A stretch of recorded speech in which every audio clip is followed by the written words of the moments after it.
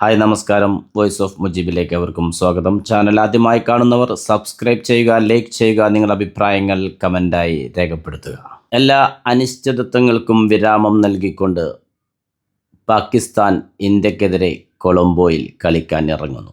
T20 world കപ്പിൽ ഇരു ടീമുകൾക്കും മൂന്നാമത്തെ മത്സരമാണിത്. 2 വീതം മത്സരങ്ങൾ പൂർത്തിയാക്കിയ ഇന്ത്യയും പാകിസ്ഥാനും പോയിന്റ് ടേബിളിൽ യഥാക്രമം 1ഉം 2ഉം സ്ഥാനത്താണ്. 4 പോയിന്റ് വീതമാണ് ഇരു ടീമുകൾക്കുള്ളതെങ്കിലും റൺ റേറ്റിൽ ഇന്ത്യയാണ് മുൻപിൽ. അതുകൊണ്ടുതന്നെ ഈ ഒരു മത്സരം 1ാം സ്ഥാനക്കാർക്ക് വേണ്ടിയുള്ള മത്സരമായിരിക്കും. ഗ്രൂപ്പ് എയിൽ നിലവിൽ 3 മത്സരം പൂർത്തിയാക്കിയ അമേരിക്കയ്ക്കും നെതർലാൻഡിനും 2 പോയിന്റ് വീതമാണുള്ളത്. 2 മത്സരം പൂർത്തിയാക്കിയ നമീബിയ ഇതുവരെ ഒറ്റ മത്സരം പോലും ജയിച്ചിട്ടില്ല. ഇന്ത്യയും പാകിസ്ഥാനും സൂപ്പർ 8ലേക്ക് കടക്കുമെന്നതിൽ സംശയമില്ല. പക്ഷേ ഇരു ടീമുകൾക്കും അഭിമാന പോരാട്ടമാണിത്. 1ാം സ്ഥാനക്കാർക്ക് വേണ്ടിയുള്ള പോരാട്ടം എന്ന് പറയുമ്പോഴും അതിനേക്കാൾ ഉപരി എന്ത് വില കൊടുത്തും വിജയിച്ചേ മതിയാകൂ. ഒരു പക്ഷേ വേൾഡ് കപ്പിൻ്റെ ഫൈനലിനേക്കാൾ തീവ്രത നാളത്തെ മത്സരത്തിന് തന്നെയായിരിക്കും. അതിൽ ക്രിക്കറ്റ് പ്രേമികൾക്കൊട്ടും സംശയമില്ല.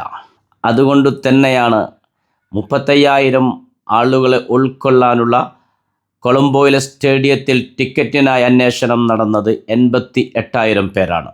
പാകിസ്ഥാൻ ബംഗ്ലാദേശിനെ പിന്തുണച്ചുകൊണ്ട് ഇന്ത്യക്കെതിരെ മത്സരം കളിക്കില്ലെന്ന് ആദ്യം അറിയിച്ചിരുന്നെങ്കിലും ക്രിക്കറ്റ് ലോകത്ത് ഒറ്റപ്പെട്ടു പോകുമെന്ന ഭയം പിടികൂടിയതോടെ ചൂട് മാറ്റുകയായിരുന്നു പാകിസ്ഥാൻ. കൊളംബോയിൽ നടക്കുന്ന ഇന്ത്യ പാകിസ്ഥാൻ മത്സരം സാമ്പത്തികമായി ഏറ്റവും ഗുണം ചെയ്യുന്നത് ശ്രീലങ്കയ്ക്ക് തന്നെയായിരിക്കും. അതിലൊരു സംശയവുമില്ല. നിലവിൽ ഇന്ത്യയിൽ നിന്ന് $200 ഫ്ലൈറ്റ് ടിക്കറ്റ് നിരക്കുണ്ടായിരുന്നത് 1000-ന് മുകളിലേക്ക് കയറിയിരിക്കുന്നു. കൊളംബോയിൽ സ്റ്റാർ ഹോട്ടലുകൾക്ക് നിലവിലുണ്ടായിരുന്ന $250-300 എന്ന നിരക്ക് റെൻ്റ് ഒറ്റയടിക്ക് കുതിച്ചുയർന്നിരിക്കുന്നു 1200-ലേക്ക്. ഈ ഒരൊറ്റ മത്സരം കൊണ്ട് നേരത്തെ പറഞ്ഞതുപോലെ സാമ്പത്തികമായി ഏറ്റവും ഗുണം ഉണ്ടാകാൻ പോകുന്നത് ശ്രീലങ്കയ്ക്ക് തന്നെയാണ്. ഇന്ത്യ പാകിസ്ഥാൻ മത്സരം വളരെ ആവേശത്തോടെയാണ് എന്നും ലോകം നോക്കിക്കണ്ടിട്ടുള്ളത്. ഇത്തവണയും അതിന് യാതൊരു മാറ്റവുമില്ല. വളരെ ആവേശത്തിൽ തന്നെയാണ് ക്രിക്കറ്റ് ലോകമെന്ന് മാത്രമല്ല, ക്രിക്കറ്റിനോടൊരു ബന്ധം പോലുമില്ലാത്തവർ പോലും ഇന്ത്യ പാകിസ്ഥാൻ മത്സരമെന്ന് കേൾക്കുമ്പോൾ വളരെ ആവേശത്തോടെയാണ് അതിനെ നോക്കിക്കാണുന്നത്. അതുകൊണ്ട് തന്നെ നാളത്തെ മത്സരം അത് ഫൈനലിനേക്കാൾ പ്രാധാന്യം അർഹിക്കുന്നത് തന്നെയായിരിക്കും എന്നതിലൊരു സംശയവുമില്ല. പാകിസ്ഥാൻ 11-ൽ കാര്യമായ മാറ്റങ്ങൾ ഉണ്ടാവാൻ സാധ്യത കുറവാണ്. ഇന്ത്യൻ നിരയിൽ ഒരു പക്ഷേ 2 മാറ്റങ്ങൾക്ക് സാധ്യത കാണുന്നുണ്ട്. ഹർഷദീപ് സിംഗിന് പകരം ബൗളിംഗ് നിരയിലേക്ക് മുഹമ്മദ് സിറാജ് തിരിച്ചെത്താനുള്ള സാധ്യതയുണ്ട്. അഭിഷേക് ശർമ്മ നാളത്തെ മത്സരത്തിൽ ടീമിനൊപ്പം ചേരുമെന്നതിൽ ഇതുവരെ ഒരു ഉറപ്പും നൽകാൻ കഴിഞ്ഞിട്ടില്ല. അതുകൊണ്ടുതന്നെ ആദ്യ 11-ൽ സഞ്ജു സാംസൺ ഉണ്ടാകും. ഓപ്പണിങ്ങിൽ സഞ്ജു സാംസൺ, ഇഷാൻ കിഷൻ ജോഡി തന്നെയായിരിക്കും പാകിസ്ഥാനെതിരെയും കളിക്കാൻ ഇറങ്ങുക. 3 സിക്സുകളും ഒരു 4ഉം അടക്കം തൻ്റെ ആദ്യ ലോകകപ്പ് മത്സരത്തിൽ സഞ്ജു സാംസൺ 8 പന്തിൽ 22 റൺസ് നേടിയിരുന്നു. ഇനി അഭിഷേക് ശർമ്മ തിരിച്ചെത്തിയാൽ പോലും സഞ്ജു സാംസൺ 11-ൽ ഉണ്ടാവാൻ തന്നെയാണ് കൂടുതൽ സാധ്യത കാണുന്നത്. ആ ഒരവസരത്തിൽ പുറത്തിരിക്കേണ്ടി വരിക റിങ്കു സിംഗിനായിരിക്കും. സഞ്ജു സാംസനെ പിന്തുണച്ചുകൊണ്ട് സൗരവ് ഗാംഗുലി രംഗത്ത് വന്നിരിക്കുന്നു. മുഹമ്മദ് കൈഫ് രംഗത്ത് വന്നിരിക്കുന്നു.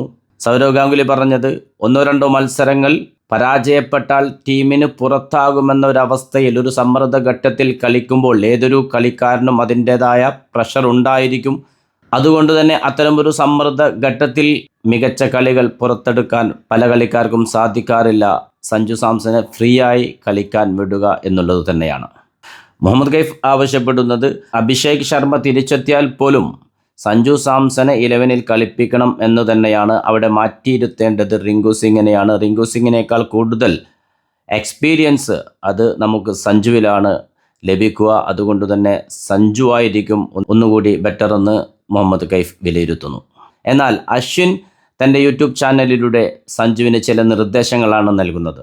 സഞ്ജുവിനെ ലെഗ് സൈഡിൽ കുരുക്കാനാണ് പല ടീമുകളും ഇപ്പോൾ ശ്രമിച്ചുകൊണ്ടിരിക്കുന്നത്. അതാണ് അവർ നടപ്പാക്കിക്കൊണ്ടിരിക്കുന്നതും. അതുകൊണ്ട് ആ ഒരു കാര്യത്തിൽ സഞ്ജു ശ്രദ്ധ പുലർത്തണം. അതുകൊണ്ട് തന്നെ എതിർ ടീം അവരുടെ പ്ലാനിങ്ങുകൾ മാറ്റുമ്പോൾ അതിനനുസരിച്ച് നമ്മളും മാറണം. ലെഗ് സൈഡിലും റൺസുകൾ കണ്ടെത്താൻ സഞ്ജുവിനാവണം.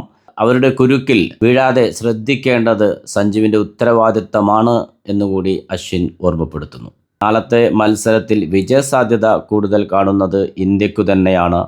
ആര് വിജയിച്ചാലും ആര് പരാജയപ്പെട്ടാലും നാളത്തെ മത്സരം അത് ക്രിക്കറ്റ് പ്രേമികൾക്ക് അവളും ആസ്വദിക്കാനുണ്ടാകും. അത്തരത്തിലുള്ള ഒരു മത്സരം തന്നെയാണ് ഇതുവരെ ഇന്ത്യ പാകിസ്ഥാൻ തമ്മിൽ ഏറ്റുമുട്ടിയപ്പോഴെല്ലാം നമുക്ക് കാണാൻ സാധിച്ചിട്ടുള്ളത്. അത്തരത്തിൽ ക്രിക്കറ്റ് പ്രേമികൾക്ക് ആസ്വദിക്കാൻ കഴിയുന്ന നല്ലൊരു മത്സരമാവട്ടെ എന്ന് ആശംസിച്ചുകൊണ്ട് പുതിയ ക്രിക്കറ്റ് വിശേഷങ്ങളുമായി നിങ്ങളിലേക്ക് വീണ്ടും എത്തും. നിങ്ങളുടെ സ്വന്തം വോയിസ് ഓഫ് മുജീബ്. ചാനൽ ആദ്യമായി കാണുന്നവർ സബ്സ്ക്രൈബ് ചെയ്യുക, ലൈക്ക് ചെയ്യുക, നിങ്ങളുടെ അഭിപ്രായങ്ങൾ കമൻ്റായി രേഖപ്പെടുത്തുക.